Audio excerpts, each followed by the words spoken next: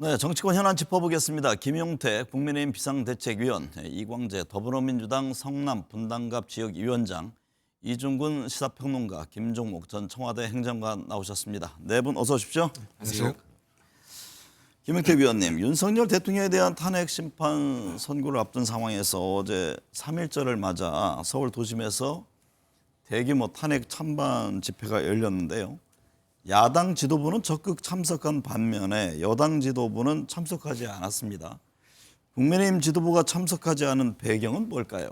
두 가지로 압축할 수 있을 것 같습니다. 첫 번째는 헌재의 판결에 독립성에 영향을 주지 않겠다라는 지도부의 판단이었습니다. 저희가 물론 헌재가 그동안 절차적 공정성을 잘 지키지 못한 것에 대해서는 여당 지도부도 많이 비판을 해왔습니다만 지금 어찌됐든 최종 변론이 끝난 상황에서 여당 지도부가 탄핵 찬성이냐 반대냐 이런 것을 논하는 것은 적절치 않다라는 생각이 있었고요. 두 번째는 저희가 보통 탄핵을 반대한다라고 하면 보수 지지층 전체가 그렇게 생각할 거라고 생각하시는데요. 네. 최근 나왔던 여론조사를 보면은 보수 지지층에서도 상당수가 탄핵을 찬성하시는 분들도 있습니다. 가끔은 탄핵 찬성하는 여론이 높을 때도 있습니다. 네. 그러다 보니까 지도부에서는 이제 통합적인 관점에서 이 지지층 안에서 탄핵 찬성과 반대하는 여론을 적절하게 저희가 다 안고 가야 하기 때문에 지도부로서 그런 판단이 있었습니다. 네, 이광재 위원장님, 최근 여론조사 추이를 보면 중도층의 탄핵 찬성이 70%로 과반을 훌쩍 넘습니다. 이 국민의힘 지도부 방금 이제 김용태 위원은 탄핵 영향을 주지 않는 귀한 것 등등을 얘기를 했는데 정치적으로는 이 중도층을 고려해서 움직인 것 아니냐 이런 해석이 나오잖아요. 어떻게 보고 계세요? 그걸 국민과 함께하겠다는 뜻이라고 봐지는데요. 국민의 70%가 중도층의 70%가 탄핵에 찬성을 하고 있고 또 하나는 계엄이 잘못됐다고 생각하고 계시고 또 하나는 네. 서부지법 폭력이 잘못됐다고 생각하시는 것이 지금 이게 대한민국의 국민들의 나침판 같아요.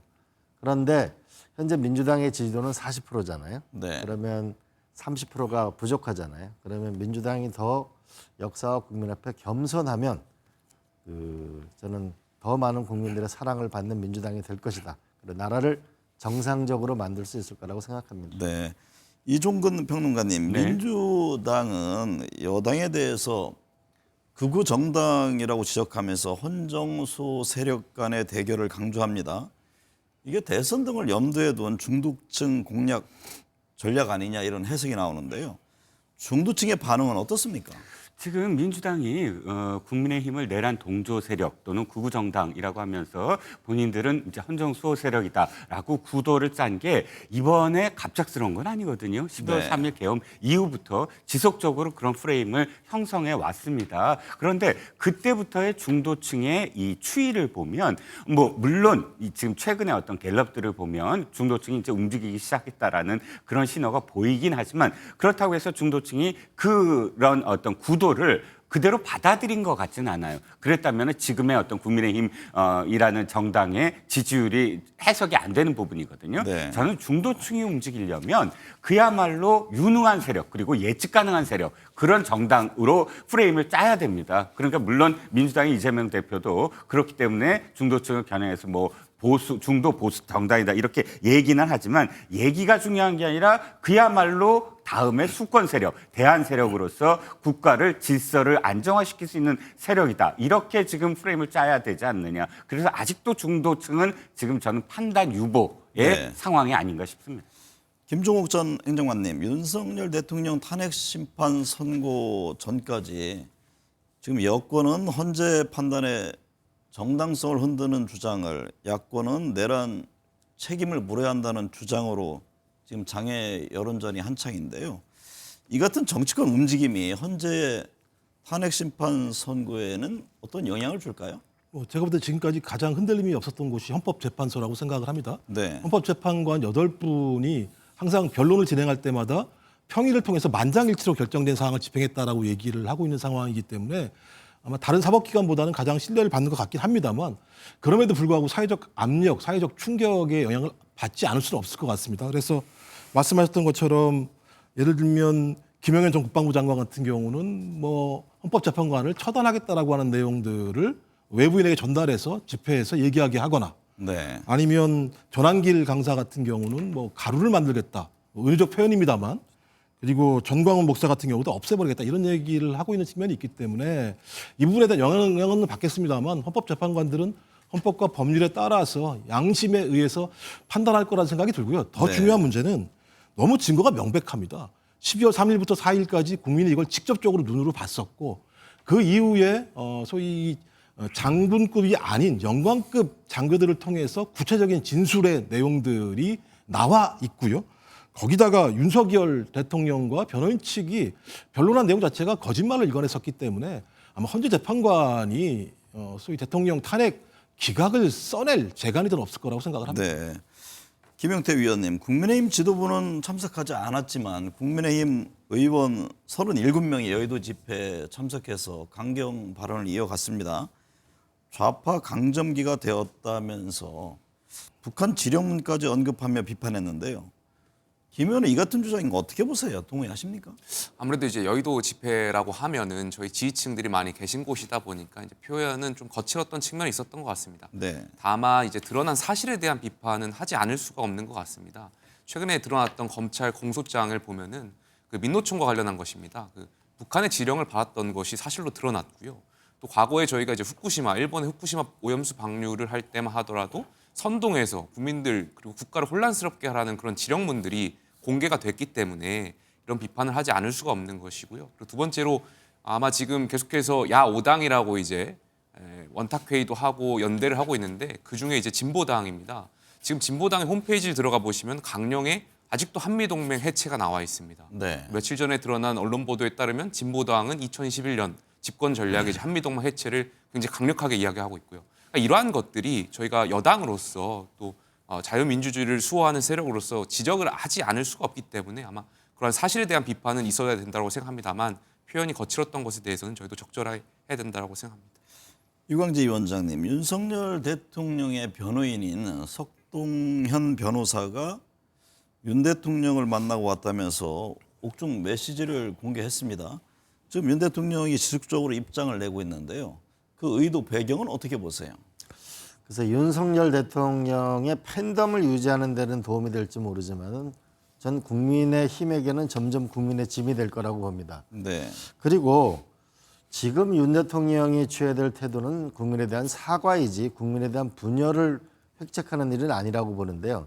제가 재밌는 경험이 하나가 있는데 노무현 대통령이 폴란드의 바웬사 대통령, 세계 최초의 노동자 출신이자 노벨 평화상 출신의 대통령이 네. 한국의 서울대학 강연을 왔어요. 그때 뭐라고 얘기했냐면 재선을 해야 되는데 이길 방법이 없어요. 그러니까 참모들이 부정선거를 권유하더라. 네. 근데 부정선거를 할까 말까 굉장히 망설였는데 부정선거를 해서 정권을 연장하는 것보다는 패배를 선택하는 게 민주주의 질서를 지키는 거다. 이거 했을 때 노무현 당시 그 굉장히 감동을 받았었는데 우리나라가 정상적으로 가는 사회가 무엇인가에 대해서 윤 대통령은 좀 더 진지하게 국민들에게 사과하고 반성하고 승복했으면 좋겠습니다. 네.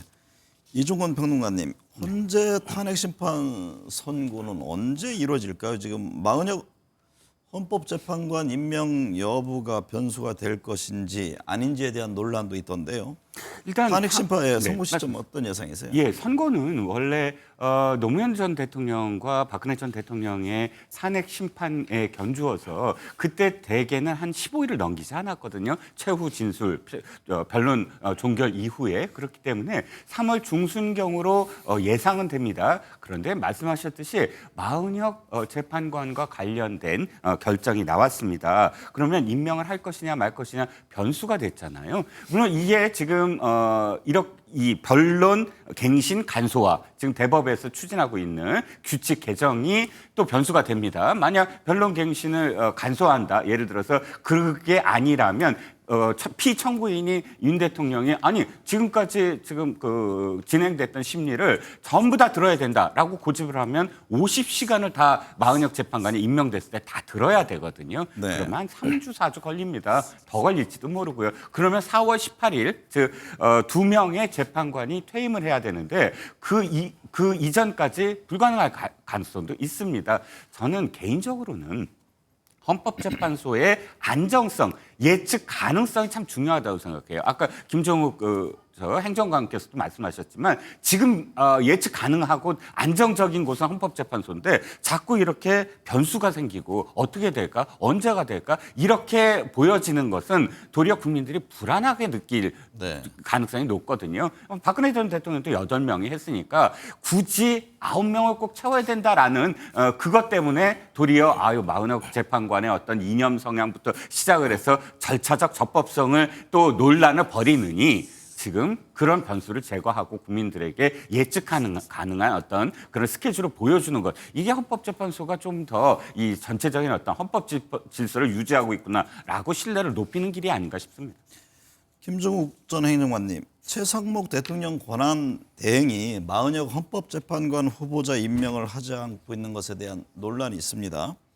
헌재가 재판관 임명 보류는 위헌이라는 결론을 냈는데요. 이 점은 어떻게 보세요? 일단 헌재가 지금 권한대행이 국회 권한을 침해했다라고 한 거 아니겠습니까? 네. 임명하면 되는 거거든요. 근데 임명을 지금도 안 하고 있는 상황입니다. 그렇다면 최상목 권한대행은 계속 지금까지도 위헌적 행위를 하고 있다라고 볼 수밖에 없는 것이고요. 그런데 총리실이 아주 기괴한 논리를 들고 나왔습니다. 정무적 판단을 한다는 거예요. 아니 헌법적 결정이 나왔는데 거기에 정무적 판단을 한다라는 논리가 어떻게 작동 가능한 거지? 그럼 대한민국은 헌법적 결정 위에 정무적 판단이 있다라고 얘기하는 건지 잘 모르겠다는 생각이 들고요. 그래서 네. 저는 최상목 권한대행은 유일한 판단 기준이 누구를 위해 봉사할 것인가에 대한 판단입니다.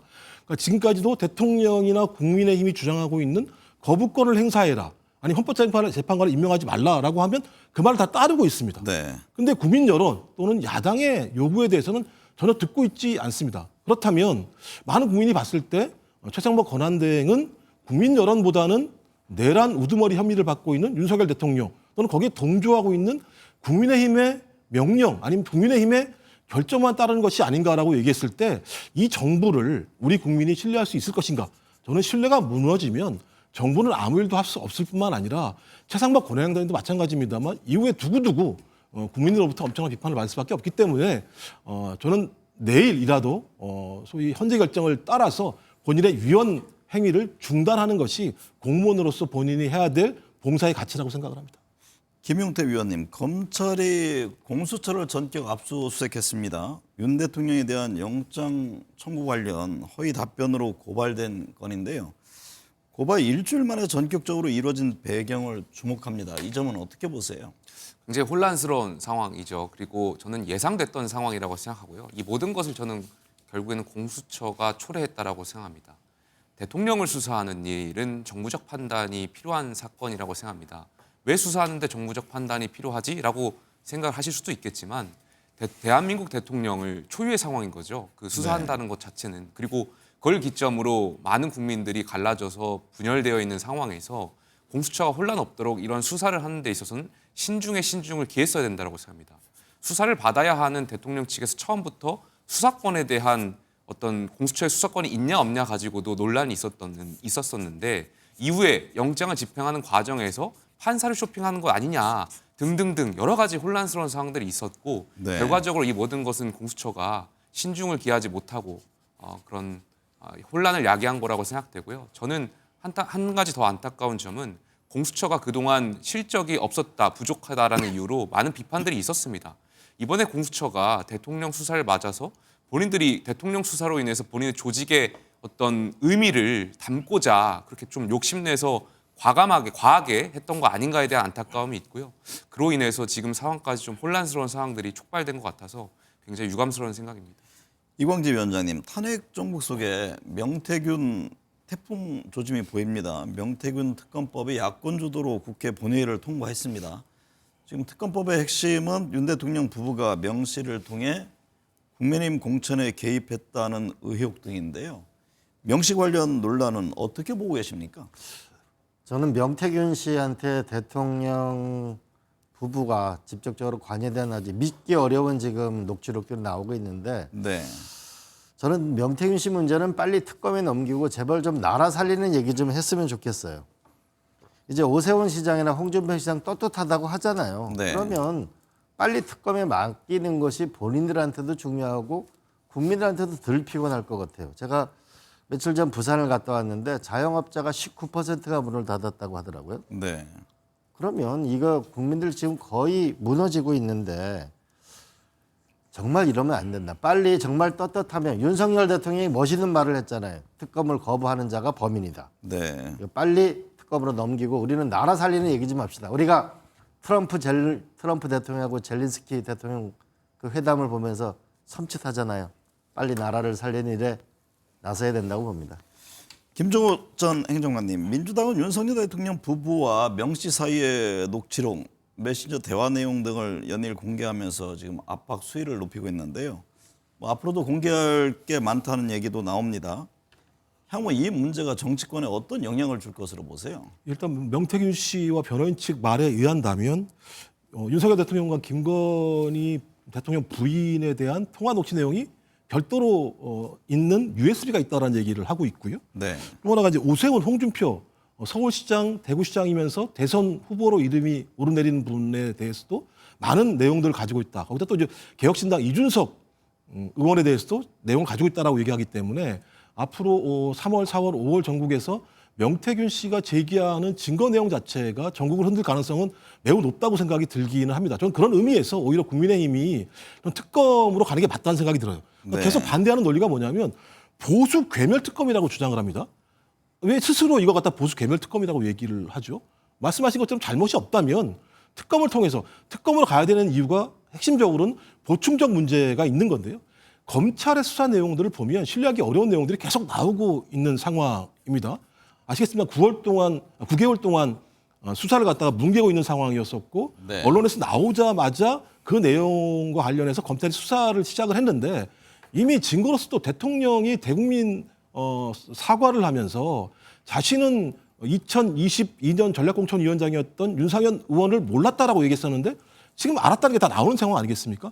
국민에게 거짓말을 했고 새로운 증거가 나오는 상황이고 검찰 수사에 대해서 신뢰할 수 없다라고 한다면 전 여야가 합의하에 특검이라고 하는 정치적 중립성을 가지고 객관적으로 수사할 수 있는 곳에 맡기는 것 자체가 전 정치에 신뢰를 주고 국민에게 여야 모두가 예를 들면 도덕적이라고 하는 아니면 죄를 졌으면 처벌을 받는다고 하는 것들을 확인할 수 있는 길이기 때문에 조기자선 문제와 무관하게 이 문제와 관련해서는 특검을 통해서 명백하게 밝히는 것이 저는 정도의 길이라고 생각을 합니다.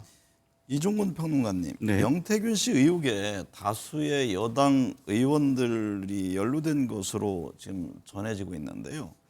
추가 녹취록 내용에 따라 조기 대선이 실시될 경우 경선 판도에도 영향을 줄 수 있다고 보십니까? 저는 지금의 흐름이 영향을 줄 수 없는 방향으로 가고 있다라고 생각을 합니다. 네. 그냥 단순히 다수의 여당 의원이 아니라 유력한 지금 여당 주자들이에요. 그러다 보니까 지금의 과정에서 사실 이게 지금 두 분께서 말씀하셨듯이 특검이든 아니면 중앙지검이든 아니면 창원지검이든 이렇게 공신력 있는 어떤 수사기관이 발표하는 것에 대해서는 국민들이 이렇게 됐구나라고 고개를 끄덕일 텐데 지금 전개되는 거 보시면 명태균이라는 정치 브로커가 지금 민주당 의원들을 호명하면서 박범계 의원, 박주민 의원 면회해달라 또는 뭐 무슨 의원 뭐 만난다 하면서 민주당 의원들에게 마치 자신의 어떤 녹취록을 전해주는 것처럼 하고 또 민주당도 이렇게 얘기하잖아요.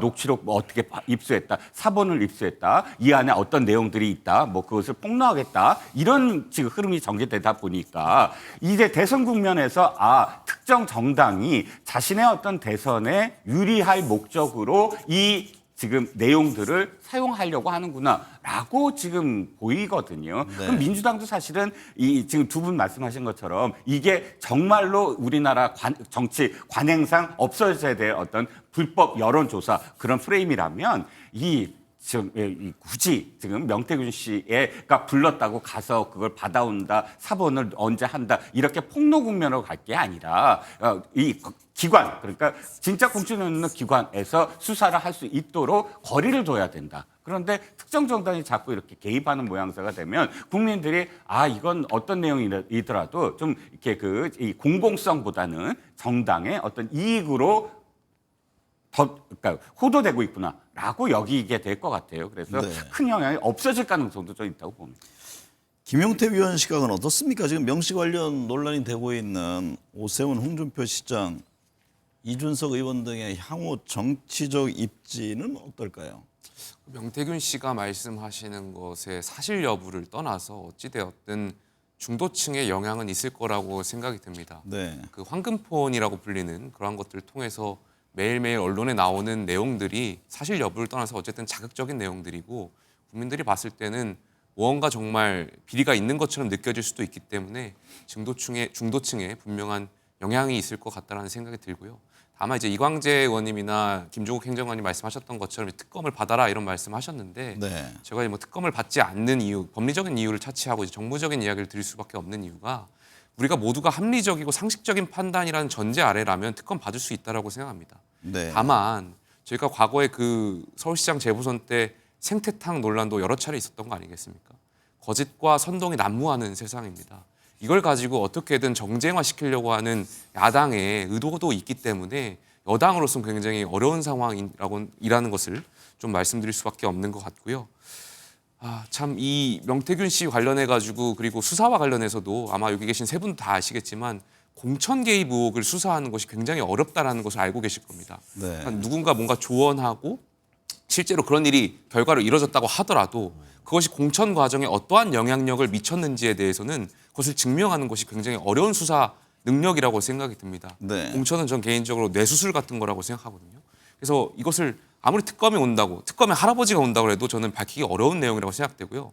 지금 창원지검에서 서울중앙지검으로 이관이 되었고 그래도 서울중앙지검이 관련 수사에 대한 노하우가 쌓여 있기 때문에 수사 능력 관점에서 보더라도 검찰이 이 관점에서 수사를 명명백백하게 해서 밝히는 것이 지금 상황에서 선동과 거짓 판치는 이 세상에서 무엇이 정말 진짜고 실체적 진실에 가까워지는 방향 아닌가 저는 개인적으로 그렇게 생각합니다. 이광재 위원장님, 이재명 대표의 선거법 관련 항소심 선고가 오는 26일로 예정돼 있는데요. 2심 선고가 대선 지형에 어떤 영향을 줄 것으로 보세요? 참 무죄가 선고가 날지 유죄가 선고가 날지 그건 정말 아무도 모르는 거죠. 네. 그것도 선거 그 재판 결과에 대해서 미리 말씀드리는 건 적합하지 않아 보이는데 어쨌든 큰 영향을 미치는 건 틀림없어 보인다. 근데 가장 중요한 건 결국은 국민의 민심이 이걸 어떻게 판단할 것인가가 제일 중요할 것이고 네. 그것이 아마 나침판이 될 거라고 봅니다. 그리고 이제 좀 전에 김영태 의원님 말씀하신 거 조금 거들면은 그 특검은 명태균 씨가 요구한 측면이 있고요. 저도 특검을 저 2번 당해봤거든요. 네. 근데 제 스스로가 특검을 신청하고 그걸 벗어나니까 훨씬 나은 것 같아요. 네. 좀 빨리 넘기고 수사기관에 넘기고 나라 살리는 일에 집중했으면 좋겠습니다. 이종건 평론가님, 네네. 민주당 이재명 대표가 김경수 전 경남지사, 김부겸 전 총리, 김동연 경기지사 등 비명계 인사들을 만나면서 지금 당내 결속을 강조하고 있습니다. 이 대표의 움직임 어떻게 보고 계세요? 그 정치에서 가장 중요한 것 중에 하나가 사진 찍는 거라고 하더라고요. 네. 사진 한 장이 갖고 있는 의미, 그 안에서 참 많은 의미를 또 전달한다고 하니까 그런데 저는 사진 찍는 것 이외의 의미가 있을까라는 생각도 듭니다. 왜냐하면 제가 이해가 안 가는 게 자 이제 곧 대선 아닙니까? 그러면 당대표가 유력한 어떤 대선 주자들을 만나서 해야 되는 말은 이겁니다. 자, 당대표로서 룰을 공정하게 만들겠다, 이번에. 그리고 더 많은 이야기들을 좀 해달라. 내가 여러분들이 이야기하는 어떤 공간들을 더 만들어주겠다. 이렇게 얘기해야 되는 게 사실 정상이고 그런 점에서 각 이 예비 후보로 거론될 수 있는 사람들이 거기에 적극적으로 동참하겠다. 이런 대화가 나온 게 아니라 이런 거잖아요. 일극 체제가 아니고 쓴소리도 하겠다 했는데 아이고 당내 결속을 하자라고 이야기한다면 그러니까 우리가 그런 어떤 이 다른 어떤 이야기들 하지 말고 자 일극 체제로 계속 가겠다. 그리고 내가 후보가 되겠다. 이렇게 지금 비춰지고 있거든요. 그게 네. 아니라 그야말로 대선을 앞두고 있다면 당 유력한 후보이자 당 대표는 자기가 우선권을 갖는 게 아니고 좀 더 많은 걸 내려놓겠다라고 이야기해야 저는 정상이라고 봅니다. 이광재 위원장님, 이재명 대표가 지금 앞서는 가운데 다른 주자들의 움직임 주목되는데요. 만약 조기 대선이 실시된다면 시간이 많지 않잖아요. 네. 어떤 전략이 필요할까요? 이광재 위원장께서는 어떤 역할을 하실 겁니까? 일단 51대 49에 현재 피 흘리는 대한민국이잖아요. 네. 이걸 7대 3으로 저는 예측 가능한 나라를 만드는 게 중요하다고 봅니다. 저는 통합의 전도사가 저는 될 생각입니다. 제가 어제는 탄천을 지역 주민들하고 걸었거든요. 근데 네. 걸으면 3일짜리니까 태극기를 나눠줬어요. 그러니까 어떤 분들은 지나가다 항의를 하려다가 제가 보이니까 아, 태극기 부대가 아니구나. 또 어떤 분들은 그 태극기 부대인 줄 알고 악수하려고 하는데 제가 있으니까 개면자가 하는 이걸 보면서 이 나라 큰일 났다. 저는 분열된 땅 위엔 집을 지을 수가 없다. 저는 민주당도 통합을 하는데 노력할 겁니다. 그리고 네. 대한민국이 이 피 흘리는 대한민국을 하나로 만드는 노력을 할 거고요. 또 하나는 중도 실용이 대한민국의 확실한 비전과 정책으로 자리 잡는데 저는 노력하려고 합니다. 이렇게 분열돼서는 한쪽으로 치우쳐서는 대한민국은 미래가 없습니다. 저는 확실한 비전을 가지고 중도 실용으로 저는 대한민국을 구하는 일을 하려고 합니다. 네. 일각에서는 이 탄핵 찬성 반대, 그러니까 소위 그 세력 간의 연대를 주장하기도 하던데요. 그 점에 대해서는 어떻게 저는 보세요? 세력 간의 연대가 필요하다고 봅니다. 우리 문재인 대통령에 대해서 제가 가장 좀 아쉽게 생각하는 건 탄핵에 찬성했던 분들하고 만약에 연정을 했다면 대한민국이 이렇게 분열되지 않았을 겁니다. 네. 그 적폐청산으로 그렇게 긴 시간을 보내지 않고 탄핵에 찬성했던 분들과 같이 했으면 나라가 달라졌을 거다. 네. 그러나 그냥 대통령 선거 이후에 의원 빼내고 이런 통합은 되지 않는다고 봅니다. 네. 대선을 치르는 과정에 70%의 국민을 모으려면 정책적으로도 연합이 있어야 되고 끝나고 나면 저는 일단의 대통합 정부를 만들겠다는 각오를 해야만 이 나라가 이 분열의 지긋지긋한 나라를 끝낼 수 있을 거라고 저는 확신하죠. 네. 김용태 위원님, 한동훈 전 국민의힘 대표가 책 출간에 이어 정치 행보를 본격화하고 있습니다. 뭐 당내 일각에서는 섣부르다 이런 우려의 목소리도 나온다고 하던데요. 어떻게 보고 계세요? 저는 당내에 다양한 목소리가 있는 것이 좋다라고 생각이 됩니다. 네. 저희가 이제 권영세 비대위, 저도 이제 비대위원으로서 출범을 했는데요. 저희가 통합과 쇄신을 많이 이야기를 했었습니다만 주로 이제 통합을 많이 관점에서 이야기를 드렸습니다. 왜냐하면 지난 박근혜 전 대통령 탄핵 당시에 보면 보수 진영이 쪼개지고 분열되었던 것이 있었던 것이 기억하실 것인데요. 네. 이번에는 저희가 어찌되었던 보수 정당 안에서도 다양한 의견들이 있지만 통합적인 목소리를 좀 많이 내자 그런 이야기를 드렸고 그러다 보니까 저희가 통합과 쇄신을 말씀드렸는데 쇄신이 부족한 거 아니냐라는 많은 비판들이 있는 것도 알고 있습니다. 그래서 저희 지도부가 많은 노력은 하고 있지만 그럼에도 불구하고 한동훈 전 대표 같은 경우는 계엄과 관련해서 굉장히 자유로우신 분이기 때문에 나오셔서 뭔가 활동하시면 국민들이 받아들이실 때 국민의힘의 다양한 정당, 다양한 목소리가 있구나 이렇게 느끼실 것이기 때문에 저는 나쁘지 않다라고 생각이 들고요. 네. 두 번째로 다만 이제 제가 당내 의원들하고 소통하다 보면 이런 이야기들을 좀 많이 하시더라고요. 저희가 지난 12월 3일 날 계엄 때 물론 저는 이제 해엄 요구를 했습니다만 해엄 요구를 하고 싶었는데 참여하지 못한 의원들이 많았습니다. 네. 가령 지방에서 뭐 상 조문을 하시다가 급하게 뛰어 올라와서 경찰에 봉쇄된 국회를 들어가지 못해서 이런 12월 3일 날 해엄 요구를 참여하지 못한 것에 대한 마음의 빚이 있는 저희 당 국회의원들이 많습니다. 근데 이제 어찌되었던 한동훈 전 대표께서 활동하시면 12월 3일 계엄의 밤 당시로 다시 많은 이야기들이 회자될 것이고 네. 그 12월 3, 4일 날 저희가 의원총회 할 때도 한동훈 대표와 함께했던 어떤 국회의원분들은 해엄 요구에 참여하지 않았던 국회의원들 향해서 비판도 많이 하시고 비난도 많이 하셨거든요. 그러다 보니까 이런 것이 자칫 다시 저희 국회의원들로 하여금 해엄 요구에 참여하고 싶었지만 참여하지 못했던 국회의원들은 다시 12월 3일 날 그날 빚으로 다시 마음의 빚이 있었던 날로 돌아갈까 봐 네. 그리고 그런 것이 국민들께 저희가 비춰지는 국민의힘이 좋지 않은 평판이 있을까 봐 걱정하시는 의원들도 있다라는 말씀을 좀 드리고 싶습니다. 김종욱 전 행정관님, 여권은 보면은 대선 후보 선호도 조사에서 김문수 장관 지지율이 앞섭니다. 한 전 대표의 움직임이 현재 여권 대선 구도에 어떤 영향을 줄 것으로 보세요? 뭐 저는 상당히 국민의힘 내부의 분열적 요인으로 작동할 거라고 생각이 듭니다. 네. 아까 김용태 의원님 말씀하셨던 것처럼 한동훈 전 당대표는 비상계엄이 발동됐을 때 위헌 위법적이라고 얘기를 했었습니다.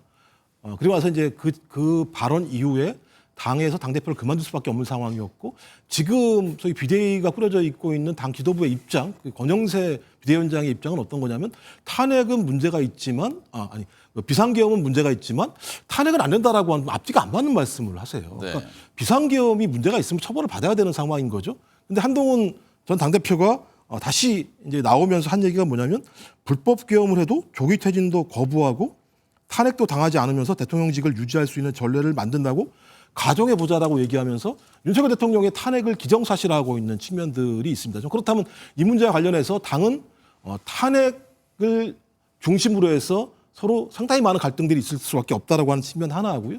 또 하나는 이제 명태균 게이트를 활용할 건데요. 한동훈 전 당대표는 명태균 게이트가 자신과 아무런 관계가 없다고. 그래서 지금 최근 나오는 게 뭐냐면 검찰 내부에 소위 친한계 검찰과 친윤계 검찰 간에 갈등이 있다는 얘기들이 나오는 상황입니다. 네. 그다음에 국내임 지지층도 마찬가지입니다만 소위 계몽령이라고 얘기하면서 계엄을 지지하는 지지층도 있고 그렇지 않은 합리적인 보수도 계시는 측면들이 있기 때문에 한동훈 전 당대표가 조기 대선 과정에서 본인이 등장을 해서 발언을 할 때마다 소위 지지층들의 분열들을 유도할 수 있는 발언을 할 수밖에 없는 상황이다. 근데 대선을 준비할 수 있는 기간은 매우 짧죠. 제가 볼 때는 앞으로 남아있는 기간이 한 달 보름 정도라고 생각이 듭니다. 그랬을 때 이 갈등들을 치유하고 통합으로 갈 만큼의 시간 자체가 존재하지 않는다면 저는 한동훈 전 당대표는 국민의힘 내부에서 상당히 많은 갈등들을 유발해낼 가능성이 높기 때문에 좋은 어떤 이미지, 좋은 역할을 할 거라고 생각하지는 않습니다. 이종근 평론가님, 네. 김문수 고용노동부 장관이 2월 28일 민주운동 기념 행사로 대구를 찾았습니다. 네. 대권 주자로서 몸풀기 행보다 이런 시각인데요. 지지율이 왜 높은 것 같냐라는 질문에 국민들의 목마름 때문이라고 답했는데요. 김문수 장관 대선 행보 본격하고 있다고 봐야 합니까? 네, 본격화하고 있다고 봐야 되는 이유가 두 가지예요. 하나는 발언의 내용과 그다음에 두 번째는 어디로 갔느냐. 이 두 가지거든요. 이 두 가지가 지금 맞물렸습니다. 딱 목마름 때문이다. 목마름이라는 건 결핍이 있잖아요. 갈증이라는 얘기고 갈증이라는 건 무엇인가의 결핍인데 결핍이라는 건 그런 것 같아요. 그러니까 선명성, 이 당이 지금까지 선명성이 없었다. 그러므로 내가 그 선명성의 결핍을 채워주겠다라는 메시지로 보이고 그런데 또 특정 지역입니다. 대구라는 지역. 자신이 사실상 TK 출신이고 한번 지역에 나갔다가 떨어졌습니다. 경기도 지사 하다가 그러다가 다시 이제 서울시장 후보로도 나오고 뭐 다시 이제 TK에서 멀어졌었거든요. 이번에 TK로 가겠다는 건 보수의 어떤 본산 또는 상징으로서 내가 선명성을 부르짖으면서 자신의 어떤 지역적인 세력을 획득하겠다라는 그런 의도로 보이거든요. 멘트와 그다음에 특정 지역 이게 결합된 행보라고 한다면 이제 본격적으로 내가 대선에 뛰어들겠다 이렇게 해석이 가능하겠죠. 김용태 위원님, 대구에서 김문수 장관과 홍준표 시장이 만났습니다. 두 인사 모두가 대구 경북 TK 출신이잖아요. 그 국민의힘은 후보 경선 등에서 대구 경북 표심이 중요한데 어느 쪽에 더 지지를 보낼까요? 글쎄, 뭐 제가 비대위원이다 보니까 네. 뭐라고 말씀드리기가 좀 제한되는 측면이 있는데 현재 드러난 수치, 뭐 데이터로만 보면은 어찌되었던 김문수 장관이 조금 더 우위에 있다라는 것은 객관적인 수치로 나타나는 것 같습니다.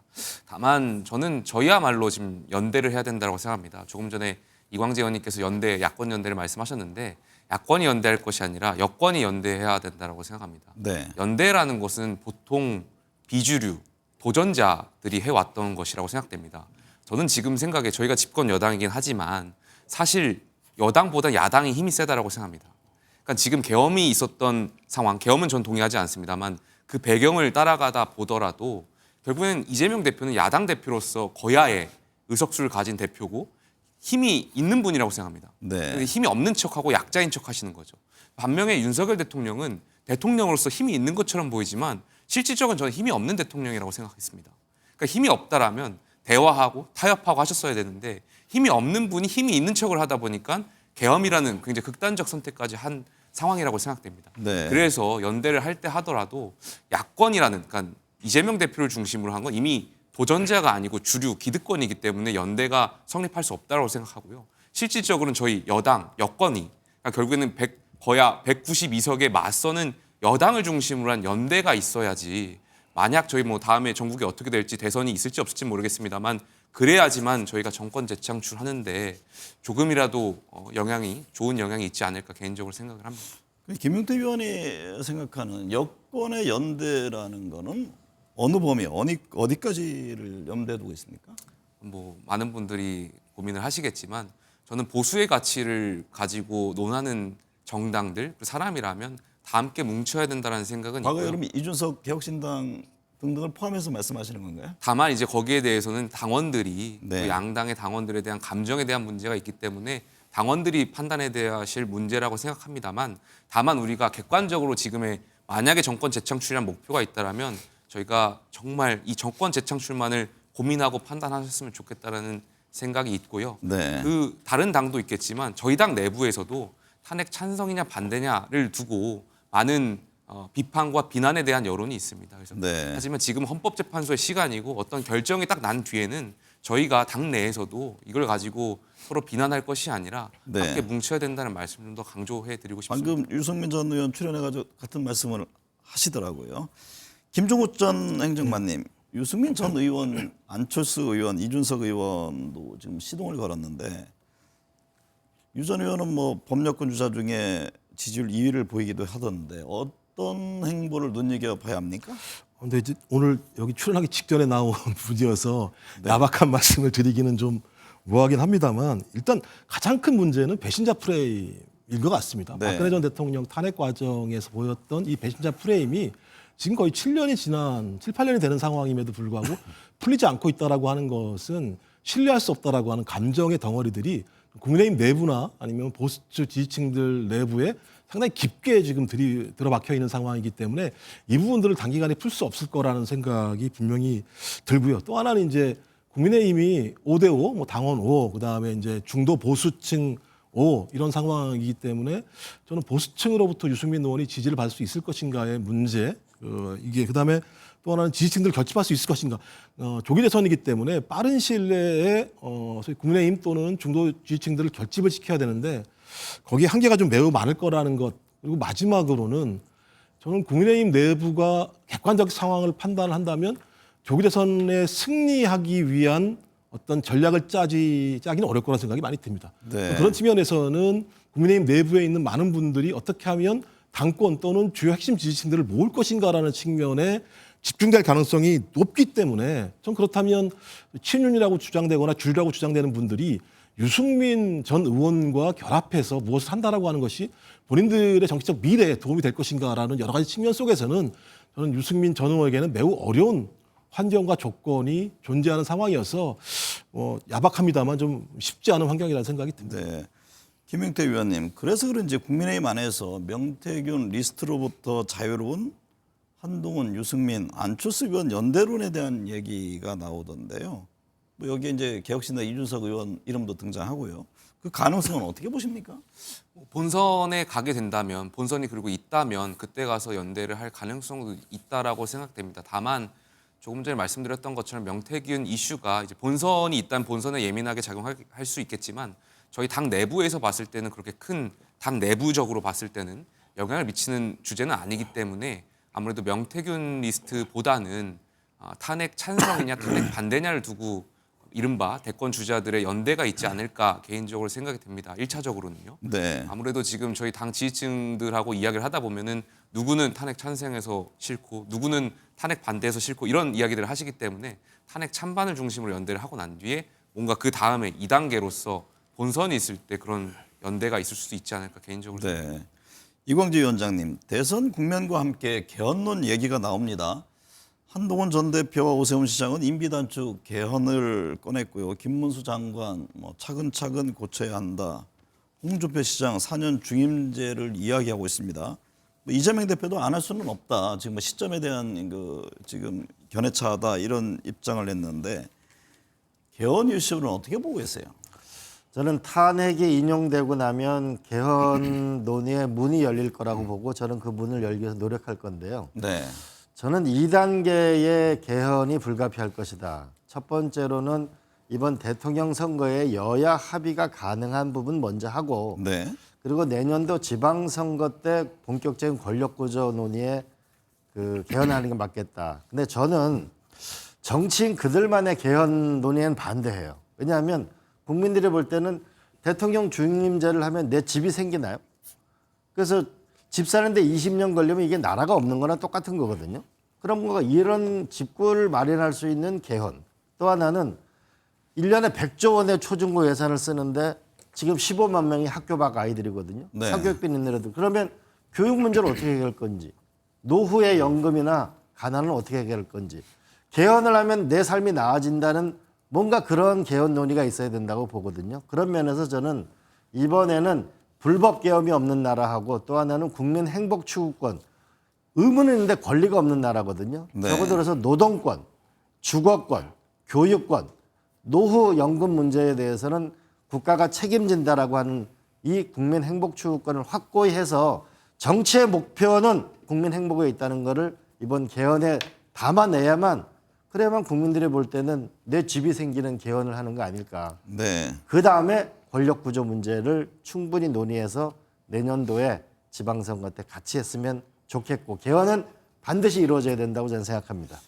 이종근 평론가님 시각은 어떻습니까? 개헌 이슈 관련해서요. 네, 지금 개헌 이슈는 사실 야당의 이슈일 것 같아요. 여당보다는 야당의 이슈라는 건 지금 일극 체제 아까도 말씀을 드렸죠. 이재명 대표와 다른 어떤 그 잠재 후보들의 지금 공간인데, 다른 잠재 후보들이 모두 다 개헌의 목소리를 높이고 있는 데 비해서 이재명 대표가 좀 더 거리를 두고 있거든요. 이건 언제나 개헌론이 나올 때마다 되풀이되는 현상입니다. 유력한 야당 주자가 반대하는 개헌은 사실 늘 실패했어요. 그런데 그리고 대통령이 되면 개헌하겠다라고 공약하고 되자마자 사실은 개헌 이슈는 뒤로 넘어갑니다. 그러니까 사실상 야당의 다른 어떤 후보들이 정말 개헌으로 연대를 해서 개헌파와 반개헌파의 구도를 형성한다면, 여당 쪽의 후보들 중에 개헌을 이야기하는 그런 특정 후보들과 함께 개헌이 이슈로 부상이 될 것이다. 그런데 이재명 대표가 거기에 대해서 반개헌파의 포지셔닝을 확고히 한다면 사실 개헌 이슈 는 또 폭풍 속의 그런 어떤 삿잔에 불과한 게 아닌가 싶습니다. 국민의힘 지도부는 어떻습니까? 이 개헌 관련해서. 저희는 개헌을 해야 된다라고 주장하고 있고요. 지난번에 개헌 특위까지도 구성했습니다. 이종근 평론가님 말씀하셨던 것처럼 야당의 지도부, 민주당의 지도부가 특히 개헌에 대해서 좀 소극적인 것 같이 느껴지는데요. 야당도 해야 된다라고 생각됩니다. 저희가 이번에 87 헌법 체제가 사실상 종식에 들어섰다라고 생각됩니다. 합의제 관행이었던 국회가 더 이상 합의제가 이루어지지 않고 있고, 또 그 극단적인 것이, 그러니까 계엄이라는 극단적인 선택이 87 헌법 체제의 종식을 맞았다고 생각되고요. 지금 조금 전에 들어왔던 그 감사원의 선관위 감사 결과만 보더라도 사실상 87 헌법 체제의 선관위가 사각지대에 있었던 거 아닌가 생각이 네. 들어서 개헌은 해야 될 사항이라고 생각합니다. 네. 오늘 네 분 말씀 감사합니다.